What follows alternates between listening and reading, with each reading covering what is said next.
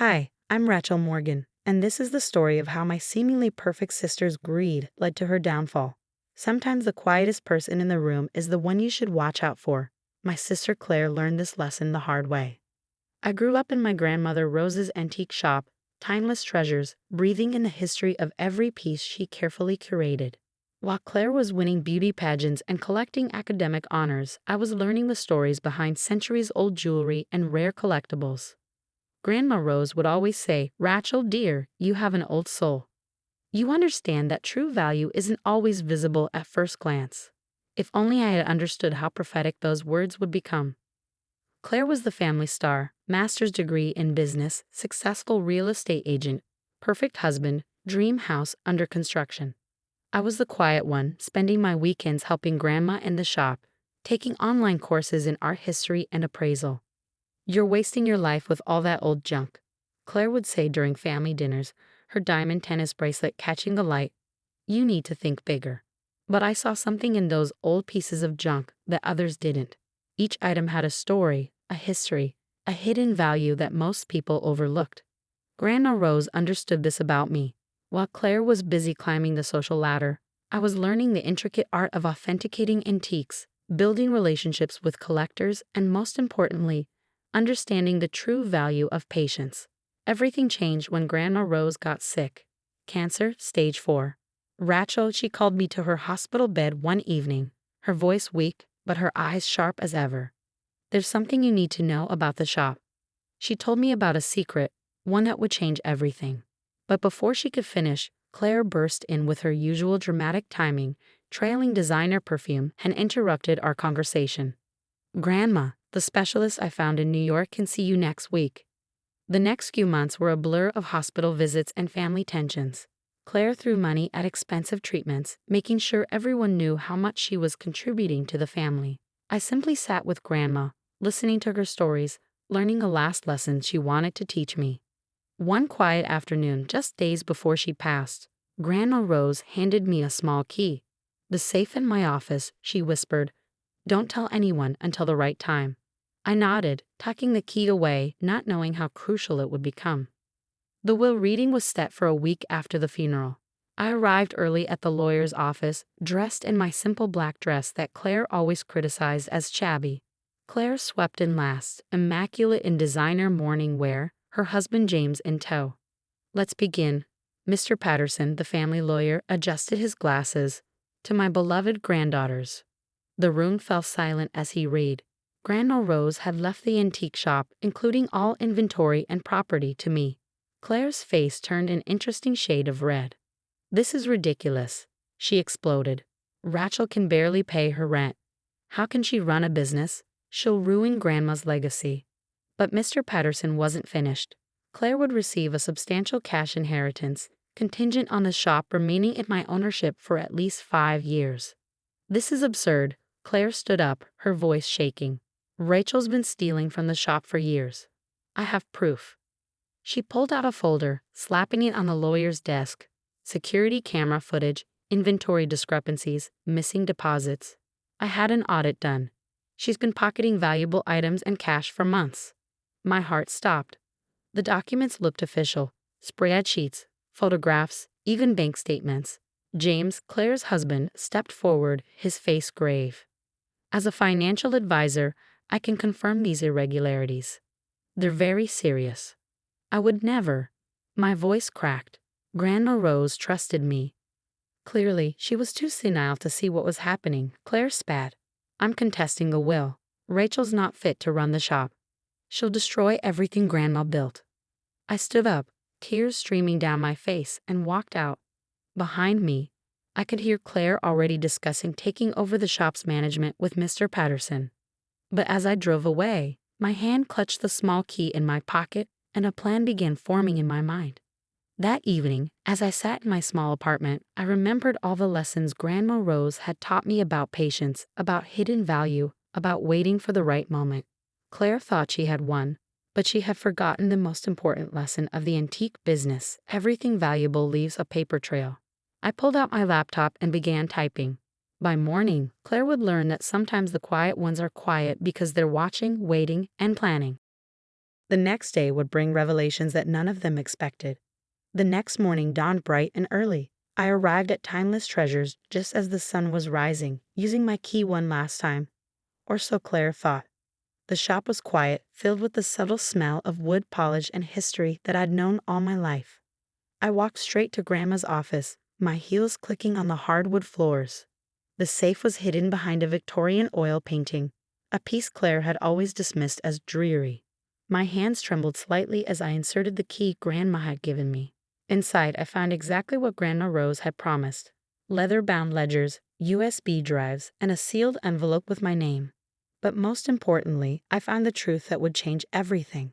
At precisely 9 a.m., Claire burst through the shop's door with James and their lawyer in tow.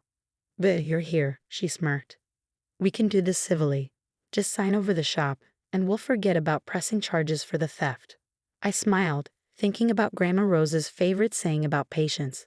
"Before we do anything, I think you should see what's in Grandma's safe." The safe. Claire's perfectly plucked eyebrows rose. "What safe?"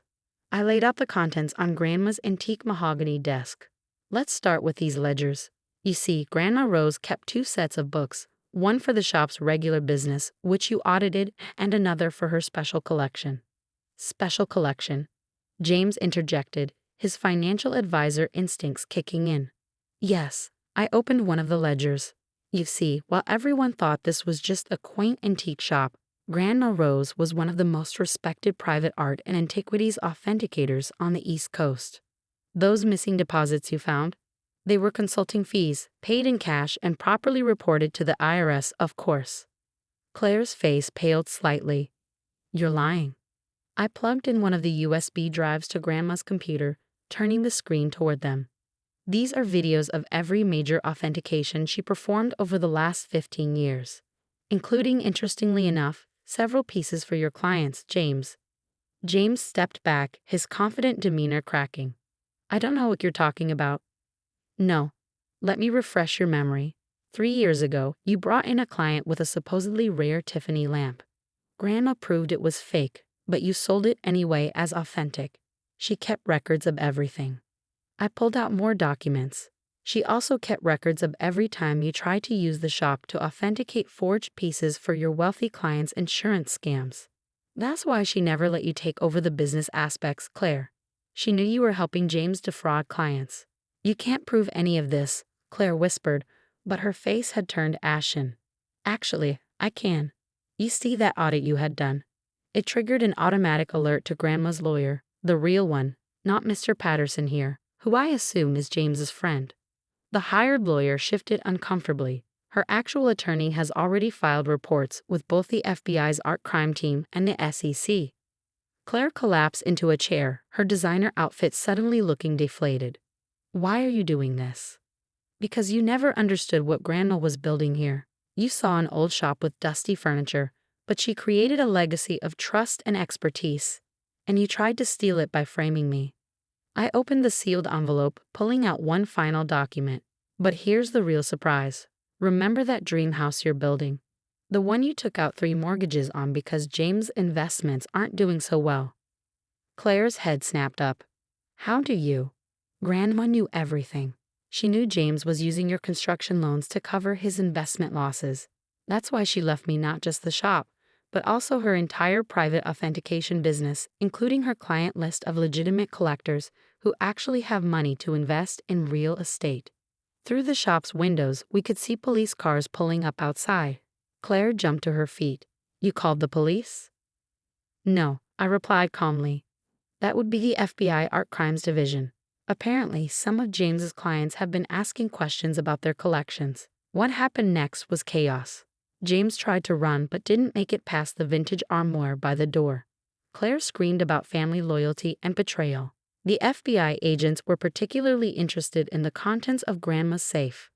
By evening, I sat alone in the shop, running my hands over the smooth wood of Grandma's desk. My phone hadn't stopped buzzing with messages from Claire's real estate clients looking for new representation, from legitimate collectors hearing their favorite authenticator's granddaughter was taking over, from investigators asking for cooperation. Mom called, crying about family and forgiveness. "Did it have to end this way?" she asked. Claire gave me no choice, I replied softly. She tried to steal everything Grandma built. She forgot that just because something looks quiet and simple on the surface doesn't mean it's not valuable. 3 months later, I stood in front of Claire's dream house at the foreclosure auction. James was facing federal charges, and Claire couldn't manage the mortgages on her real estate agent's salary. I won the auction, of course. Turns out authentication consulting pays very well. Timeless Treasures has flourished. I've expanded the authentication business while keeping the charming antique shop front that Grandma loved. Every now and then, I get postcards from Claire. She's selling timeshares in Florida now. I don't respond, but I keep them in a vintage letterbox on my desk. Sometimes, when I'm closing up the shop, I look at Grandma Rose's portrait and smile. You were right, I whisper. True value isn't always visible at first glance. Last week, I received an invitation to speak at an international antiquities conference. The topic? Modern authentication in the digital age. I accepted with a smile, thinking about how appearances can be deceiving. After all, I have quite a story to tell. The shop continues to thrive, but more importantly, I found peace with my decisions.